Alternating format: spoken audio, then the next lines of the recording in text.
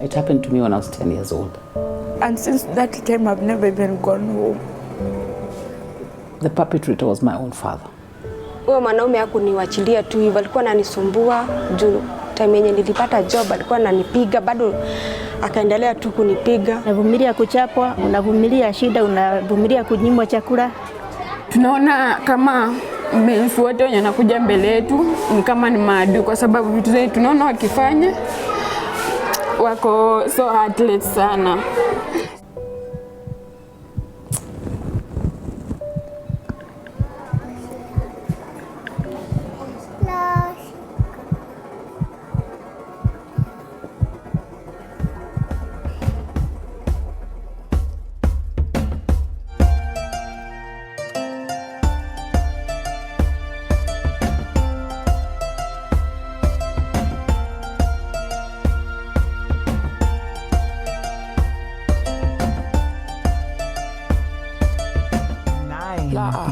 Yeah. No. Sekunde. Asha. Anio. Nay. No. No. Pana. No means no. No. No.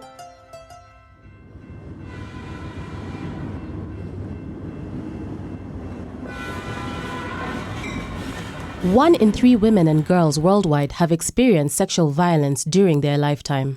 Less than 40% of them seek help or support, and of these, only 10% of them seek support from the police. We decided to go into an informal settlement in Nairobi, known as Kangemi, to shed light on gender-based violence that goes unmentioned, unreported, and undocumented. What would you do if the person who attacked you is the very person you're supposed to run to in your time of need? Kidogo hivi akafunga mlango. Kufunga mlango, niko napa sitajieza. Akaniambia nisijaribu kupiga nduru juu yeye yuko duty. Nikaogopa. Ndio sasa nikaona amenirusha chini na akatoa bunduki. Hiyo ikaniogopesha kabisa. Ngaje ndio nimezaliwa kwa polisi lakini sijazoea bunduki. Aya, ndio sasa hii akanirarulia nguo na akaniambia hii maneno usiende ukaseme mahali popote. Unapata kama kwenye tunaishi, bwana jirani yetu anatoka huko amekunywa pombe kisha anaanza kumpiga. Hadi kuna siku alimpiga hadi akamkata masikio. Utapata pia tuseme kama hivyo tu, kama ana mzazi na ana pesa za kumpeleka shule, kuna mtu anamharasi huko nje, have sex na yeye. But sasa juu anaona ana pesa za kwenda shule, itambidi tu engage in sex ndo apate pesa ndo aende shule. Kutoka miaka 10 tumepelekana vita, tunakaa vizuri, tunakaa vibaya. Tunapigana, yatumalizange kama mwezi kama hatujapigana. From the heart of the slum to the leafy suburbs of Nairobi, we crossed over from the tears of the oppressed to the voice of survival. It happened to me when I was 10 years old. I didn't speak about it until I was 45, because the perpetrator was my own father.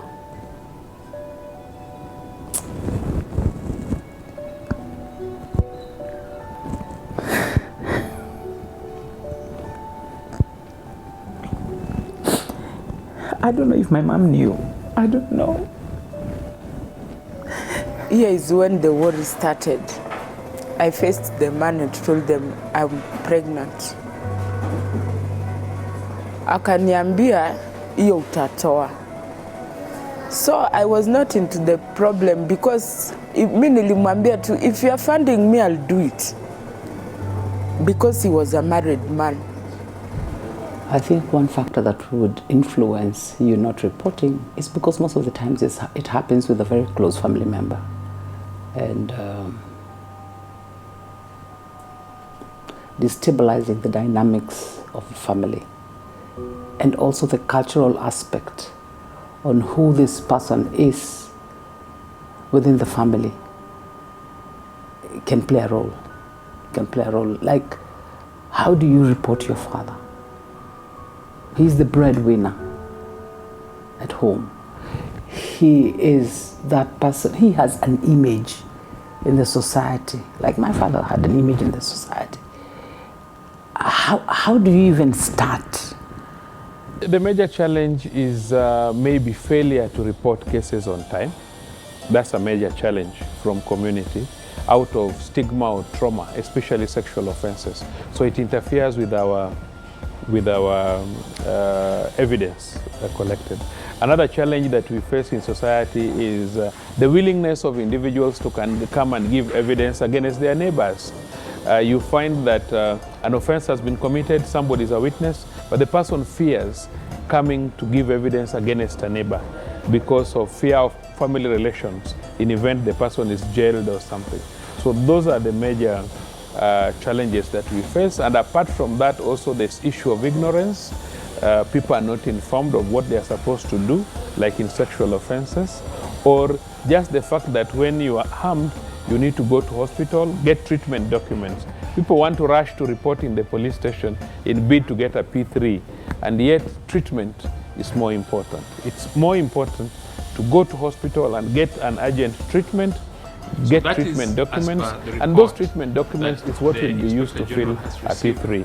Some people think that if you rush to police station and you are the first one to report even an assault, then you will take the day by the virtue of that. No, that does not take the day, because investigations will have to establish the actual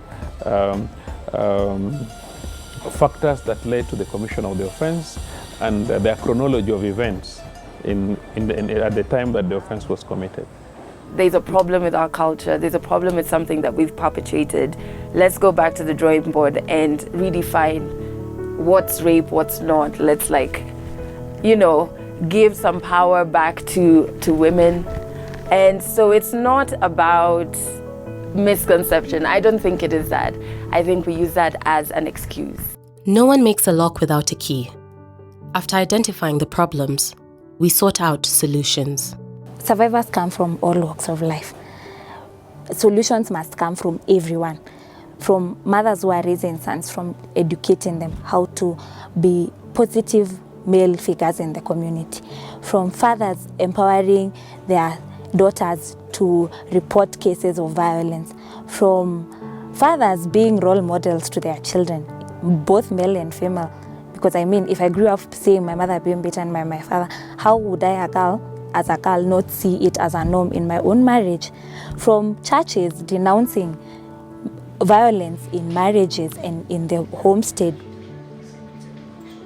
In these support groups, they are taught life skills, they're taught a little bit of economic empowerment, because most of the survivors have had to live, especially around domestic violence, they've had to leave their marital homes and continue living by themselves.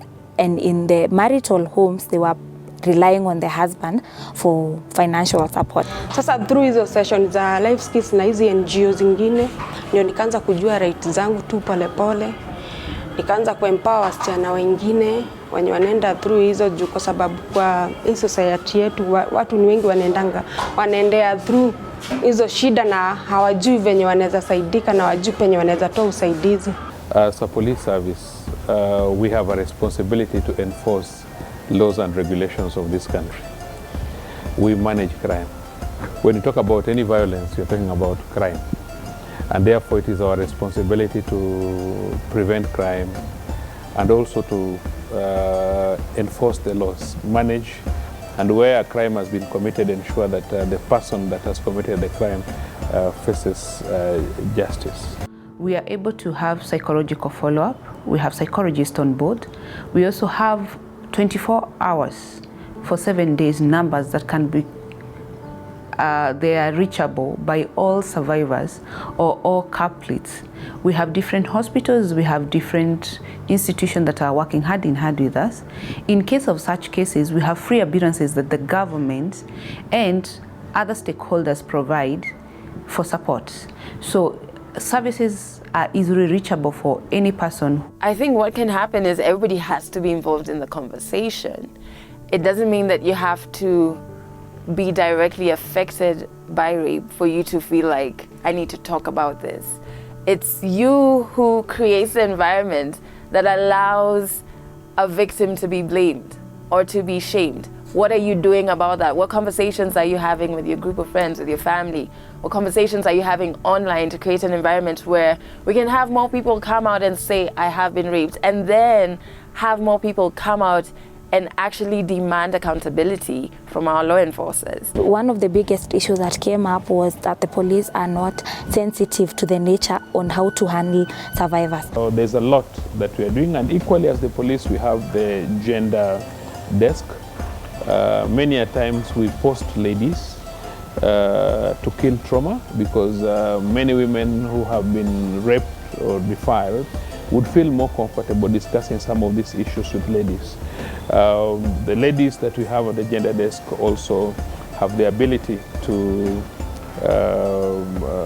get access, the privacy of a woman, collection of evidence, and so on. So we've put in a lot in terms of gender desk to enable the women get access. Though gender is not only based on women, but we must agree that most of the victims have been women compared to men. Advice I'd give to the government is to make sure that in every school, kindergarten, schools, primary schools especially, there is a competent psychologist who will be able to see the telltale signs in the children, because you see them. Kama mimi mwanafunzi, tukuwe na uweze kutuprovidea ma mentors na ma role models, waweze kutupatia advice, ndo tusione life ikiwa ngumu, tuendelee hadi wakati tuta achieve goals zetu. Even us as Kenyans demanding implementation of the existing laws, because we have very beautiful laws that address gender-based violence. We are not asking our governments, we are not asking our leaders that we put in office to implement those laws. You know, when a tear comes out, the heart relieves, other than keeping quiet. Yeah. Educate a girl and she can change the world, because little girls with dreams become women with vision. When I grow up, I want to be a surgeon. I want to be a model, an architect, a university lecturer, a doctor, a judge, a journalist. Pursuing my degree in business. Focusing in journalism.